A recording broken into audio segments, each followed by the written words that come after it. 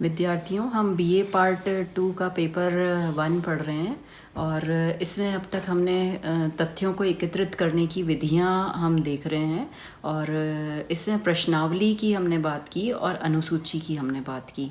अब आज जो हम चर्चा करेंगे उसमें हम ये देखेंगे कि अनुसूची और प्रश्नावली के अंदर की तुलना कैसे की जा सकती है, दोनों में क्या समानता है और दोनों में क्या अंतर है। तो आज हम ये बात करेंगे comparison of schedule and questionnaire. प्रश्नावली और अनुसूची की तुलना करेंगे समानता और अंतर के साथ में। तो अनुसूची तथा प्रश्नावली दोनों ही सर्वेक्षण, सामाजिक सर्वेक्षण एवं अनुसंधान में तथ्य संकलन करने की महत्वपूर्ण विधियां हैं। ये दोनों एक दूसरे की पूरक विधियां कही जाती हैं और इन दोनों के लिए प्रश्नावली शब्द का ही प्रयोग किया जाता है। इन दोनों उपकरणों में इतनी समानता है कि इन दोनों के लिए प्रश्नावली शब्द का ही प्रयोग किया जाता है। जब छोटे क्षेत्र में स्थानीय स्तर पर अनुसंधानकर्ता द्वारा स्वयं सूचनादाता से संपर्क कर प्रश्नों को भरा जाता है तो उसे अनुसूची, और यदि विशाल और दूर दराज क्षेत्र में फैले हुए सूचनादाता के पास प्रश्न सूची को डाक द्वारा भेज दिया जाता है तो उसे प्रश्नावली कहा जाता है। अनुसूची और प्रश्नावली में अगर हम समानताएं देखें तो अनुसूची और प्रश्नावली दोनों ही अध्ययन विषय से संबंधित प्रश्नों का एक व्यवस्थित समूह होती हैं और दोनों के ही द्वारा प्राथमिक सूचनाओं को संकलित किया जाता है। दोनों की शब्द रचना और प्रश्नों की भाषा में भी समानता होती है। दोनों की बाह्य रचना, आकृति, लंबाई, रूप रंग तथा कागज में भी समानता पाई जाती है। दोनों के प्रश्न निर्माण में समान सावधानियां रखी जाती हैं और दोनों का ही उद्देश्य अध्ययन विषय के बारे में गुणात्मक एवं संख्यात्मक तथ्यों का संकलन करना होता है। अब ये तो सारी हुई प्रश्नावली और अनुसूची के मध्य समानताएं। अगर हम दोनों में अंतर देखें तो इनके अंदर मुख्य रूप से जो हमें अंतर दिखाई देता है वो ये है कि प्रश्नावली को हम डाक के माध्यम से प्रयोग कर रहे हैं और अनुसूची घटना स्थल पर स्वयं जाके भरी जा रही है। तो प्रश्नावली और अनुसूची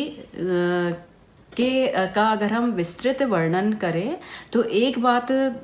हमें पूर्णतया स्पष्ट हो जाती है कि दोनों ही प्रश्नों की सूचियां हैं। अगर दोनों में हम डिफरेंस देख रहे हैं तो पहली चीज़ तो हमें ये क्लियर हो रही है कि दोनों ही प्रश्नों की सूचियां हैं जिनका प्रयोग सामाजिक शोध में प्राथमिक तथ्यों को संकलित करने के लिए किया जाता है। और इन समानताओं के होते हुए भी सामाजिक शोध में इन दोनों का प्रयोग भिन्न भिन्न दशाओं में किया जाता है और इससे हमें इनमें पर्याप्त अंतर नज़र आता है। तो सामाजिक शोध में प्रश्नावली और अनुसूची शब्द का प्रयोग दो भिन्न अर्थों में किया जाता है। अनुसूची एवं प्रश्नावली में मुख्य अंतर ये है कि प्रश्नावली को अध्ययनकर्ता द्वारा बिना किसी प्रत्यक्ष मौखिक स्पष्टीकरण दिए उत्तरदाता द्वारा भरा जाता है और जबकि अनुसूची को स्वयं अध्ययनकर्ता द्वारा प्रश्न पूछने और उसमें उत्तर भरने के लिए प्रयोग में लाया जाता है। तो मुख्य अंतर तो दोनों के अंदर ये है कि एक को हम डाक के माध्यम से भेज रहे हैं प्रश्नावली को और अनुसूची को हम स्वयं उत्तरदाता के पास जा रहे हैं और प्रश्न पूछ के भर रहे हैं। अब अगर हम कुछ आधार लेकर के दोनों के अंदर अंतर करते हैं प्रश्नावली और अनुसूची में, तो पहला हम ले सकते हैं गवेषणा का उद्देश्य क्या है, हमारा स्कोप ऑफ इंक्वायरी, हम क्या इंक्वायरी करना चाहते हैं, हम क्या जानना चाहते हैं। तो साक्षात्कार अनुसूची का प्रयोग गहन अध्ययन के लिए या ऐसी सूचनाएं एकत्रित करने के लिए किया जाता है जिसमें व्यक्तिशः संपर्क की आवश्यकता होती है।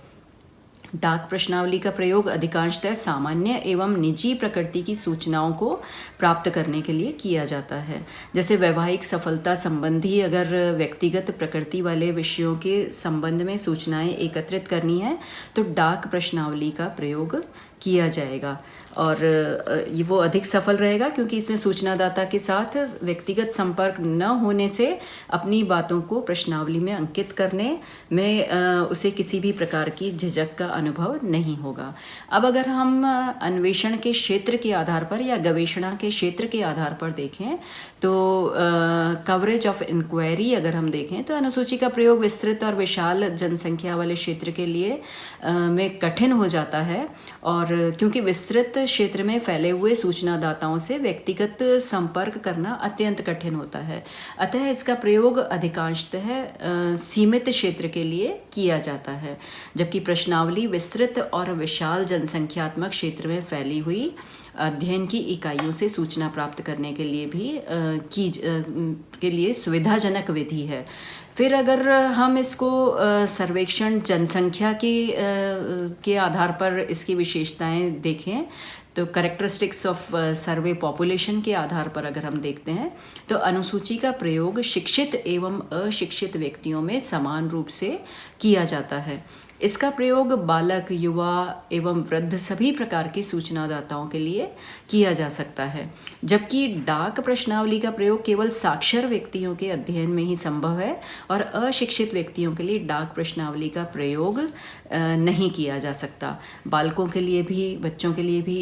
ये प्रश्नावली सर्वथा अनुपयुक्त होती है। अब हम इसको किस तरह से प्रेक्षित करेंगे, इसकी प्रेक्षणीयता के आधार पर वे ऑफ एडमिनिस्ट्रेशन अगर हम इसका देखें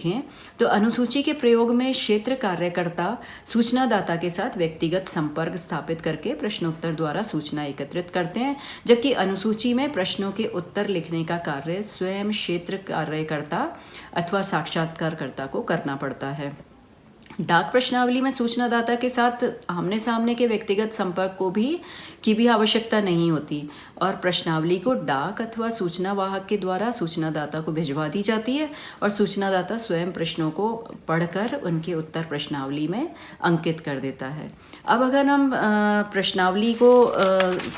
और अनुसूची में प्राप्त सूचनाओं के सत्यापन के आधार पर अंतर देखें, अगर वेरिफिकेशन ऑफ इंफॉर्मेशन अगर हम देखते हैं तो जो अनुसूची है, अनुसूची के प्रयोग में साक्षात्कारकर्ता को अवलोकन तथा खोजबीन करने वाले प्रश्नों की सुविधा रहती है,